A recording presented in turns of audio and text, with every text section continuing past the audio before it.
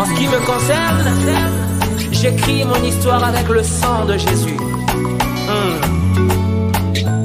Sokilelo ekomelinga etema kamwe ingelinga et qu'il s'est avéré qu'un cas similaire au mien n'a jamais eu lieu.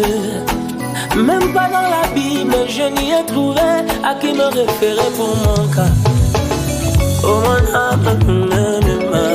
mon âme, souviens-toi, Dieu n'a pas fini d'écrire sa Bible. Il a une histoire à écrire avec moi. Oh mon âme, souviens-toi, Dieu n'a pas fini d'écrire sa Bible. Il a une histoire à écrire avec moi. Seigneur parle à l'église de Thyatire disant: Voici ce que dit le Fils de Dieu, celui qui a les yeux comme une flamme de feu, et dont les pieds sont semblables à de haies reins ardents.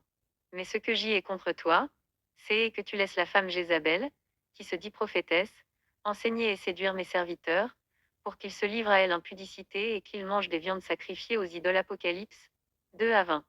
Et le prophète William Marion Branham nous dit ceci: Achab était plus ou moins ce genre de personne-là, quelle que soit la direction du vent.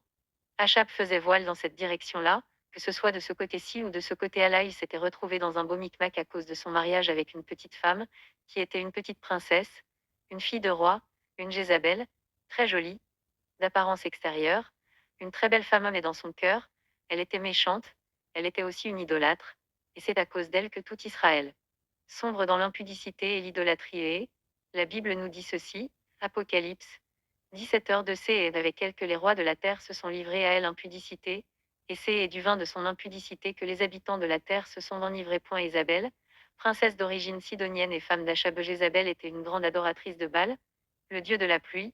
Sidon, le fondateur de la ville portant son nom, était le fils aîné de Canaan, petit-fils de Noé. Or Noé avait maudit Canaan, et cette malédiction tomba aussi sur Sidon, qui était le premier année de Canaan. Canaan engendra Sidon, son premier année. 1 Chronique 1h13. Mais Achab, lui, il était tombé amoureux d'elle, juste parce qu'elle était jolie, je suppose, et il l'avait épousée. Il ne pouvait pas être attiré par autre chose méchante comme elle l'était, et elle est allée là-bas évidemment, comme il s'était entiché d'elle comme ça, qu'il l'aimait. Eh bien, il s'en est suivi qu'à cause de lui tout Israël a péché, et s'est élevé contre Dieu, a renversé les autels de Dieu, et élevé des autels au Baal, et ils se sont livrés au culte de Baal, partout dans Israël. À cette époque-là, Apocalypse 17-5, sur son front était écrit un nom, un mystère, Babylone la grande, la mère des impudiques et des abominations de la terre. Et maintenant lisons ceci, Ézéchiel 23-17, et les enfants de Babylone se rendirent auprès d'elle, pour partager le lit des amours, et ils la souillèrent par leur prostitution. Elle a s'est souillée avec eux, puis son cœur s'est détaché des eux. De qui s'agit-il ici? Le sexe qu'aiment avec les filles de Babylone et les filles des Chaldéens. Le prophète William Marion Branham dans La semence du serpent nous dit ceci, page 18. Qu'est-ce qui leur arrive à ces? Qu'est-ce qu'elles ont? Ces petites dévergondées qu'on voit dans la rue aujourd'hui, ces femmes avec la cigarette au bec, ces dévergondées qui portent des shorts et qui ont les cheveux coupés courts, et tout. Qu'est-ce qu'il y a? C'est parce que leur maman faisait pareil, et l'iniquité est punie d'une génération à l'autre. Voilà ce qu'il y a. Et où est-ce qu'on en est? On en est au point où ce n'est rien d'autre qu'un amoncellement de péchés crasseux. Ézéchiel 23-14. Elle alla même plus loin dans ses prostitutions. Elle aperçut contre les murailles des peintures des hommes, des images de Chaldéens peints en couleur rouge. Jézabel est un esprit qui amène les gens à la prostitution, tant spirituelle que physique. Le mot prostitution vient du grec porneia, qui donne en français relation sexuelle illicite, adultère, fornication, homosexualité ou pornographie. Ézéchiel 23-15, avec des ceintures autour des reins, avec des turbans de couleurs variées flottant sur la tête, tout ayant et l'apparence de chefs, et figurant des enfants de Babylone, de la Chaldée, leur patrie. Une nudité à double dimension, une qui est charnelle et une autre, qui est spirituelle. C'est de dire qu'il sera question d'une prostitution à double dimension, un homme qui commet le péché doublement, ce qui fait de lui une souillure aux yeux de Dieu. Et les enfants de Babylone se rendirent auprès d'elle, pour partager le lit des amours. Ézéchiel 23h17. Ce lit des amours est un lit tout d'abord spirituel, qui met en lumière l'indécence de la femme et l'homme dans la conduite immorale, de l'acte sexuel, ce qui va contribuer à la montée en puissance de la femme, dans le pouvoir de gestion du monde. Sur ce lit, on entendait les cris d'une multitude joyeuse. Ézéchiel 23h42. Ce lit traduit également un repère de démons, qui viendront du désert des Sabéens, qui ont mis des bracelets aux mains des deux sœurs et de superbes couronnes sur leurs têtes. Elles se sont souillées depuis leur enfance avec des hommes et également, durant leur veilleuse, ce sont des filles de Babylone et des filles des Chaldéens, c'est-à-dire du monde.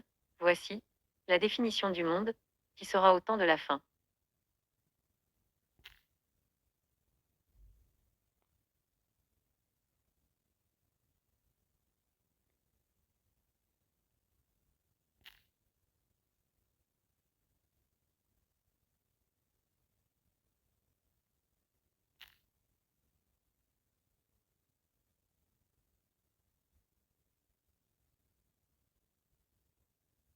Par la divination, l'astrologie, la magie, l'enchantement, le spiritisme, la voyance, la nécromancie et Ésaïe 8h19.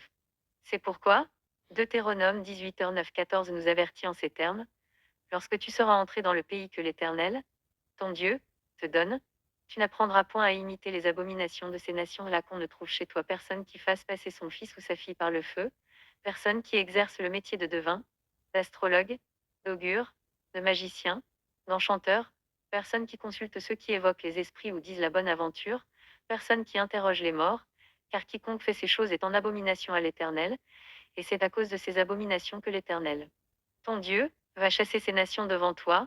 Tu seras entièrement à l'Éternel, ton Dieu, car ces nations que tu chasseras écoutent les astrologues et les devins, mais à toi, l'Éternel, ton Dieu, ne le permet pas.